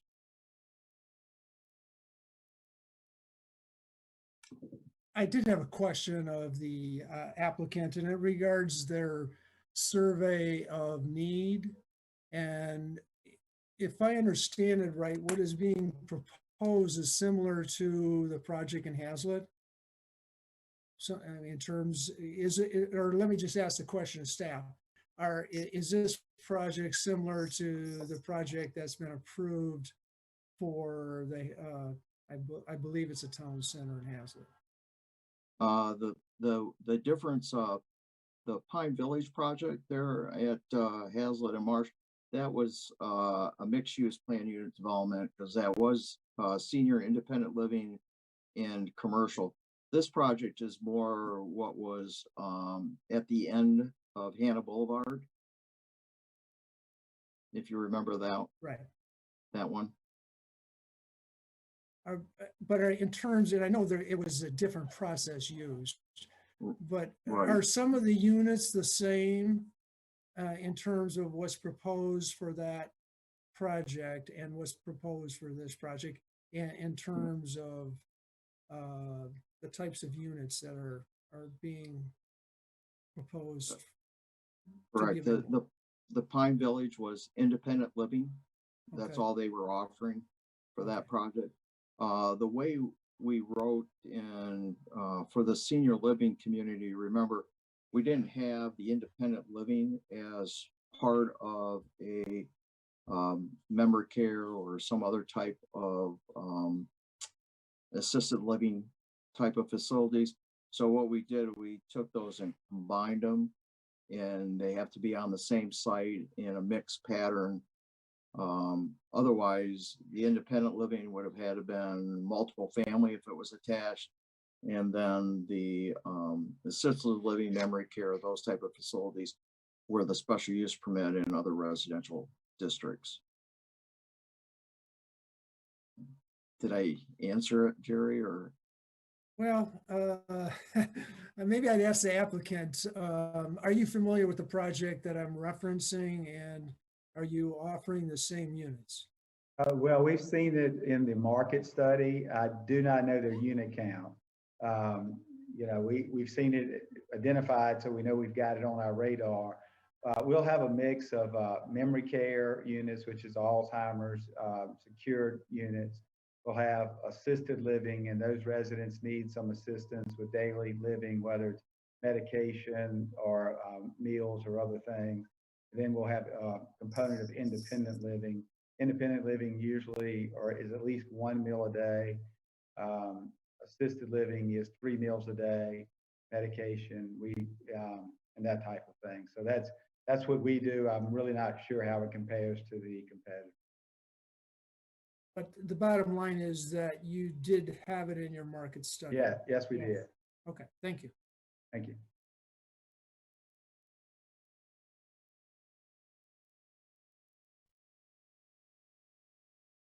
Mr. Bloomer. Thank you. Just for discussion on the offered project, I'm looking at the current use map. It seems to fit very well in with the already existing community development around that parcel. It doesn't bother me that it's 1 acre shy of what's mandated by the zone. I think that's something that can be taken care of. The residents of an assisted care facility don't have an ownership interest in it, so it's not like single family development. I think it's an ideal use for that particular piece of property, and if it were called upon for a vote today, I would vote to approve it.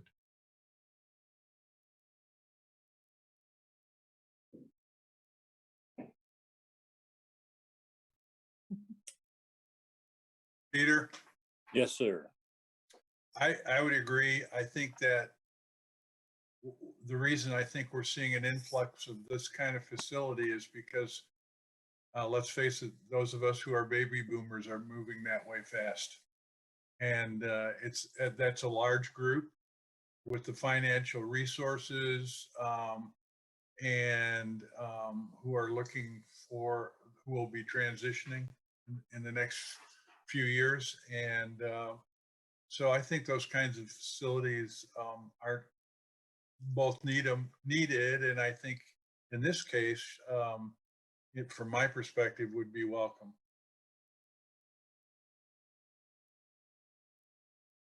Not that I'm planning on moving anytime soon. We just found out where you are.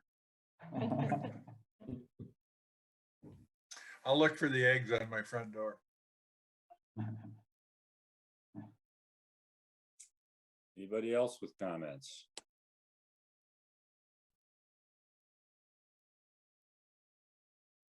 Well, I would agree with Mr. Primo and Mr. Bloomer that this is a good use of this property. Most of Grand River was zoned C2 in order to concentrate the commercial on that corridor. But this particular lot has been vacant for many years until we had the presentation from the auto dealership and changed it, or gave a special use permit for that, which didn't occur. It borders a professional office zoning. It borders another RA zoning, and it's kitty corner from an RR zone. So I think if it eventuates to be the type of development as has been spoken of tonight, it does fit within the area, and it's not exactly residential, but it is a residential zoning, and I think it's appropriate for this zoning. So or for this area, I would approve it.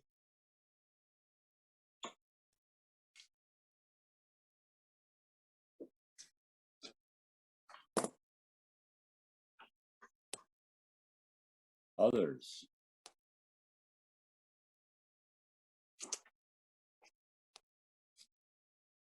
I will go down the list on a straw ballot, straw vote. Ms. Cordell? Although the applicant isn't obligated as we No. stand today to develop that type of use, I think a senior community like that with different levels of care would be suitable. And I think the areas to the north fit in nicely to it. I would be in favor of a rezoning. Just reiterating, I think that trends are why we would consider a rezoning, because it is not consistent with the master plan. But I think the circumstances have changed, reducing a need for commercial properties in the township. So I'm in favor. Yeah. I'd also add that in this situation, it's a relatively limited size lot.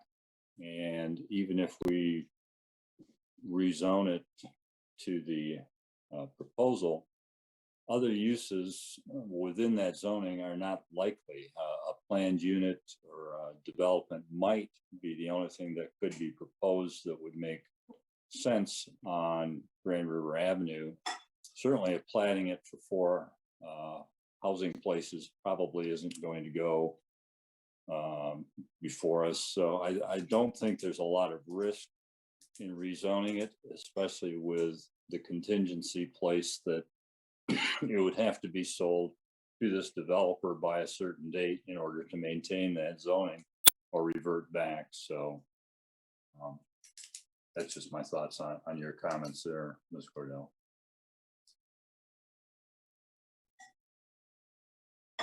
Ms. Shrewsbury, do you have some thinking? I at this point, everything I've heard leans me towards supporting the rezoning. Thank you. Mr. Richards? I would support the rezoning. Mr. McConnell?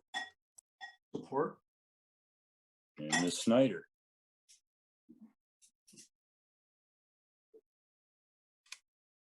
Sorry about that. I've been listening very intently, and even despite my attentive listening, I'm not sure if this question has been answered, so I apologize before actually answering to the straw poll. If possibly Director Kieselbach could help me out with this. In looking at the ordinance, I'm trying to understand if a facility as described tonight, is that something that would be required to have a special use permit? Is that considered an institution for human care or not? And maybe that's already been answered. I apologize. No, what we classify it as is a non-residential use in a residential district, and it would require a special use permit. So if it is rezoned and they move forward, you would see this again as it is proposed to be developed. Okay, thank you. So my response to for the straw poll would be I'm in favor, strictly based on the future land use map and how the change in zoning does fit with the area, but I don't feel like I know enough about this particular project to be as, I guess, behind the project as some other commissioners sound like they are. So, but I would support the rezoning. Thank you. Mr. Kieselbach, do you have enough information to go forward with a proposed motion for the next meeting? Yes, we can have something ready for you. Okay. So it will be scheduled on the 10th, I believe it is. Yes, Right. May 10th for our meeting. And at that point, we will actually make a decision. So this is the straw ballot by the board members, not binding. And so if opinions change between now and then, the votes may also change. So at this point, I would close the meeting, the public meeting at 8:49.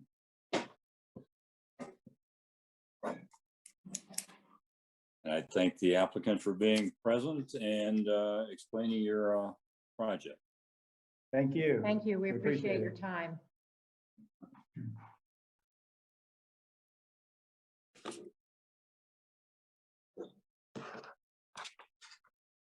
Next item on the agenda, I believe, is Mr. Perry to talk about the Pathway Master Plan update.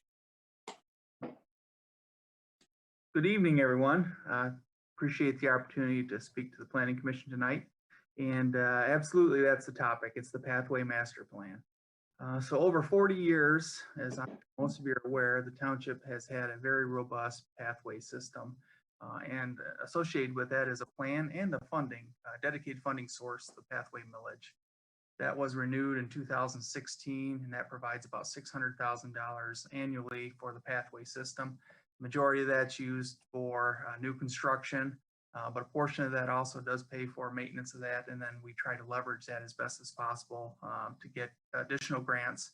And we've been successful the last few years with the county's program, the Eam County Parks and Trail Millage, to try to get as many dollars as we can back in our community since our residents are paying that tax. So what we do with the Pathway Master Plan is we try to review it every 5 years. And really, when I say master plan, it's really a map that identifies the current system, but also what we'd like to see going forward in the future. And it's really broken into two parts when we do the update. The first is kind of a short-term plan to identify for the next 5 years, this is what we're going to focus on as a department. And then some additions to really create a long-term map, which is important when we, as this commission is aware, that as development occurs in the township, one of the conditions typically is if there's a pathway that's tied to that parcel, the developer is kind of on the hook to develop that and increase the pathway system. So it's important to make sure that we keep this as updated as possible as new development occurs. So again, hopefully you've had time to look at the short-term plan, which is kind of 2021 through 2025. The first 3 years of that, basically this year and the next 2, is going to be focused and tied up with the MSU to Lake Lansing pathway.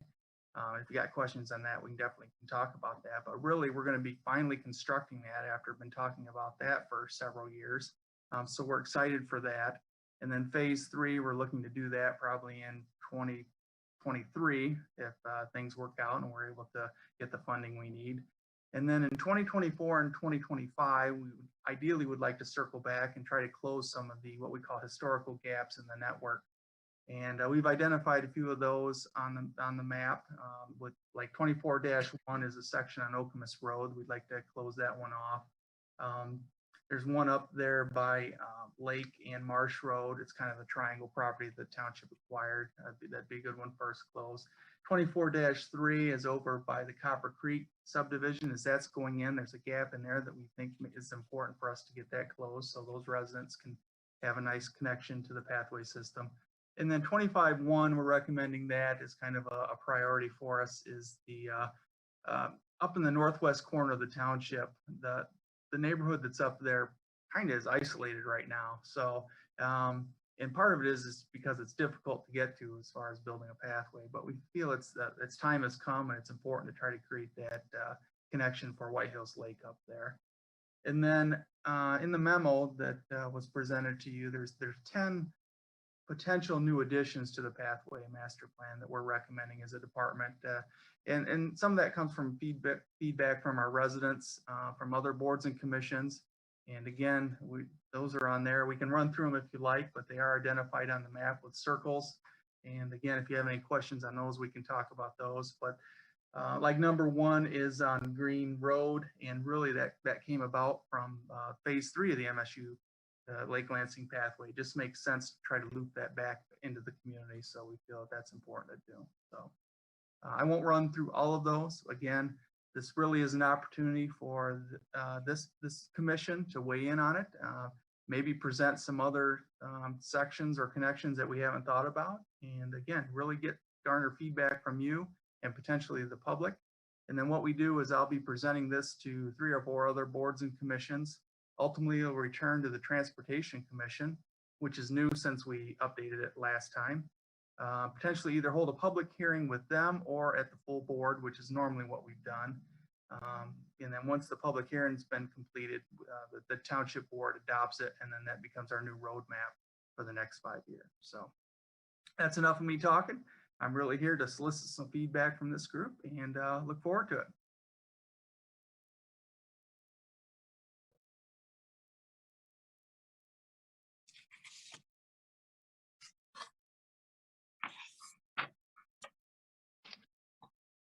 Thoughts from the membership?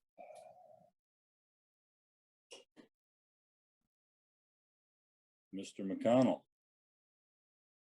I'm just a huge fan of the millage, of the work that's being done, of all the thought that's going into where it can go, and especially it's not always evident to the public how crafty our township staff are in finding funding from our own sources, from other sources, and opportunities to install these various bits and pieces. And it's just wonderful to see the pathway system continue to develop. I don't see any obvious omissions on the plan as it is. It's a great wish list. Cordell. Yes, I'm also a supporter of creating pedestrian linkages. I'm just wondering, could we show the public what that map looks like? Do you have something that you can put on by sharing the screen?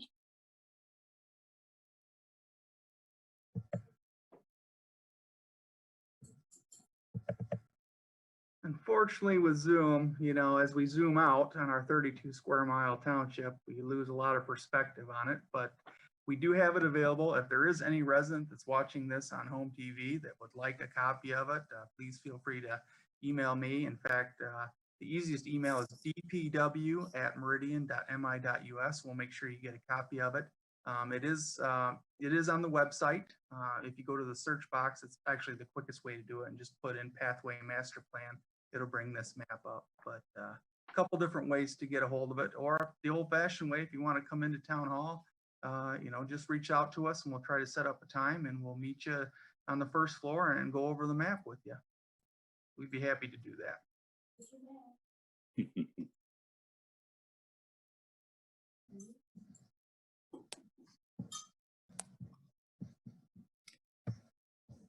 Thank you for offering that. Oh, absolutely. We want people to be proud of the pathway system.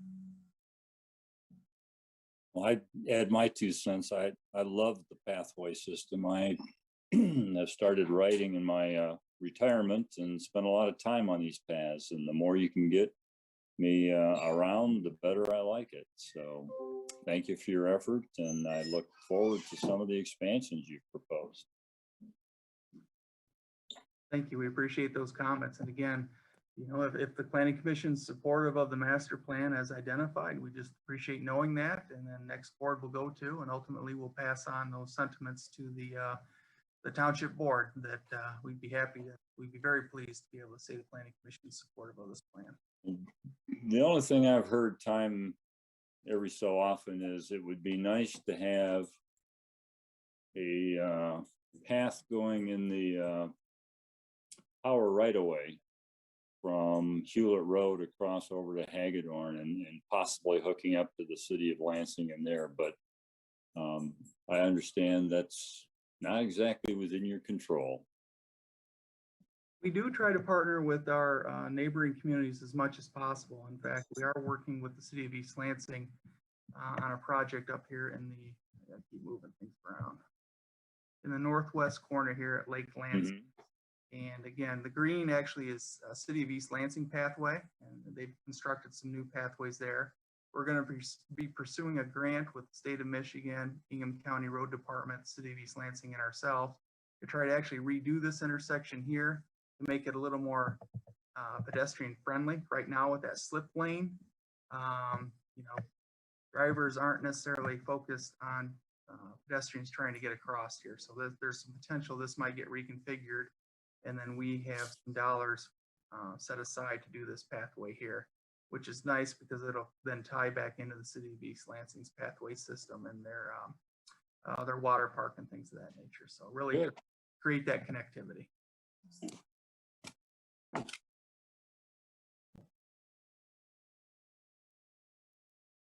Other members, anything?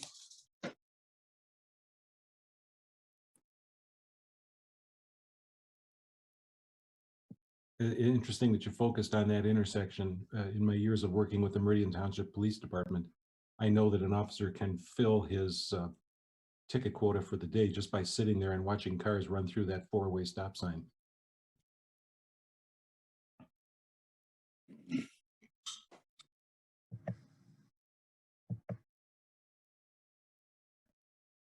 What kind of direction do you need from us, Mr. Perry? I really, again, just overall, I don't need really any formal action. Ideally, it'd be nice to be able to report to the township board that the planning commission was in support of the plan. But again, I didn't prepare a resolution or anything for the planning commission to consider, but if that's something you want to do at your next meeting or something along those lines, or even just a simple motion saying that you're supportive of the plan, that would work for us.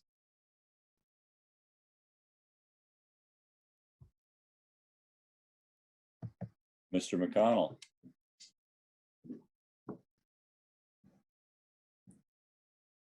You're muted.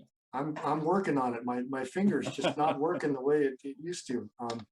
I move that the Planning Commission express its support for the Township Pathway Master Plan as presented this evening.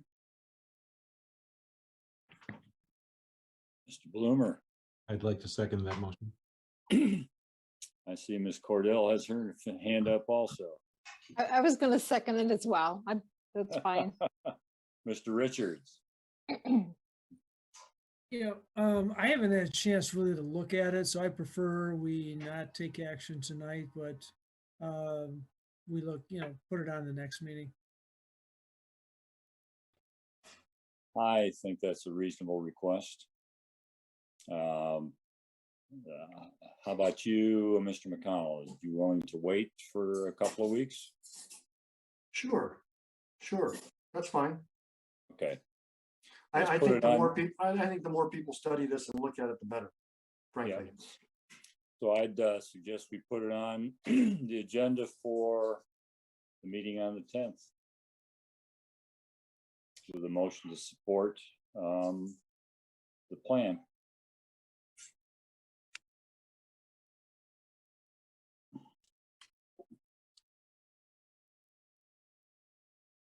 So, unless there's more discussion on that, we'll go back to the agenda, which calls for reports and announcements. Township board update.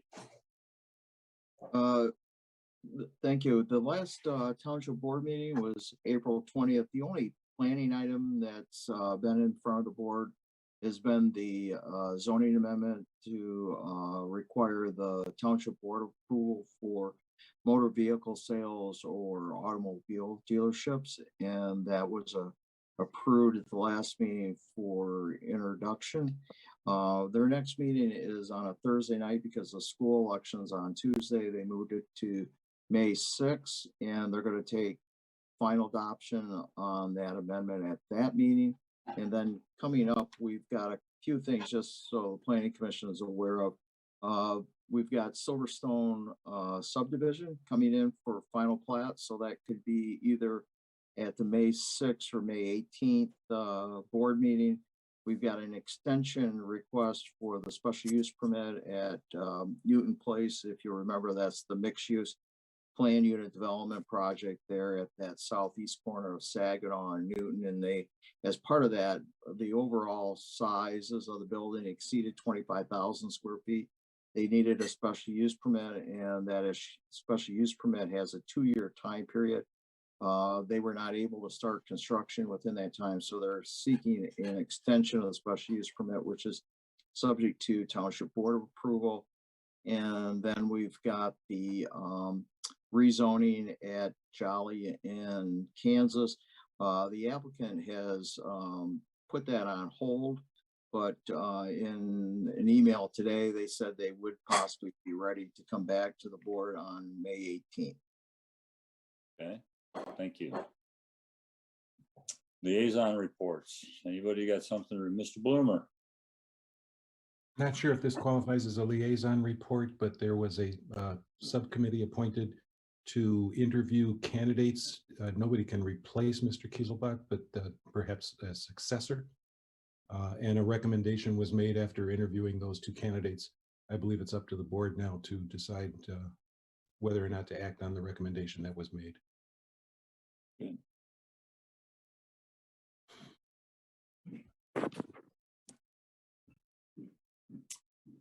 Any other liaison reports?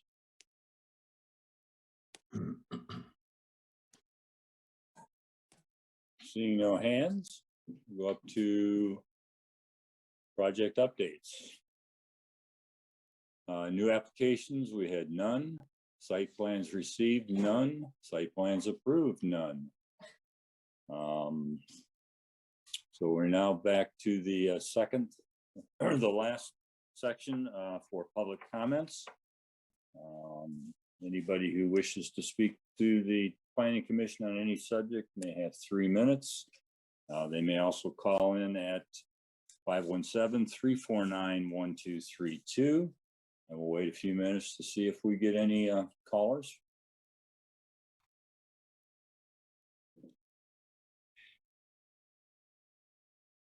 Mr. Richards. Yeah, while we're waiting, I guess I want to wish Mark Kieselbach, our Director of Community Planning Development, well here as he moves on to retirement. Mark, when is your last day? My last day is May 28th. Okay. May 28th? Yes. Okay, so we got some time. Yes. Thank you. I think he's been around since the township was formed, hasn't he? Some people would say that. Sometimes it feels that way to you, doesn't it? Yeah. Since Paul Revere's Tavern served alcohol. Paul Revere's Tavern served alcohol, and my dad was in school in the 40s because that's the only place you could get it because East Lansing was dry. Yep. That's why they built it so close to the line. Yep, that and the Gables. Right. So, You have no telephone call, sir. all right.